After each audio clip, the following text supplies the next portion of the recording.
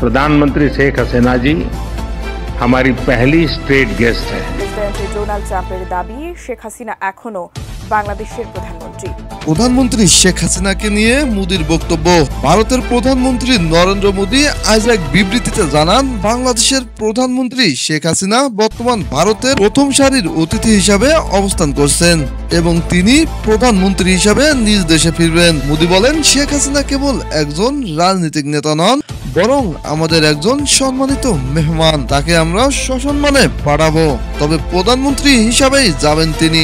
ভারত আশ্রয়ে থাকা শেখ হাসিনার দেশে ফেরা নিয়ে আন্তর্জাতিক মহলেও নানা আলোচনা চলছে।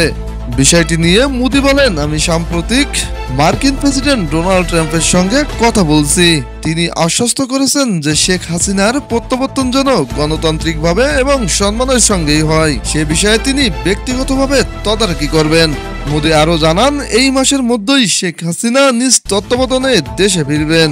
তার নেতৃত্বেই বাংলাদেশ আরো গণতান্ত্রিক ধারায় ফিরে আসবে বলে আমরা আশাবাদী। এই মন্তব্যের পর দক্ষিণ এশিয়ার রাজনৈতিক অঙ্গনে নতুন আলোচনার সৃষ্টি হয়েছে। ভারত ও যুক্তরাষ্ট্রের এই অবস্থান শেখ হাসিনার ভবিষ্যৎ রাজনৈতিক ভূমিকা নিয়ে জল্পনা কল্পনার অবসান ঘটাতে পারে বলে মনে করছেন কূটনীতিক বিশ্লেষকরা।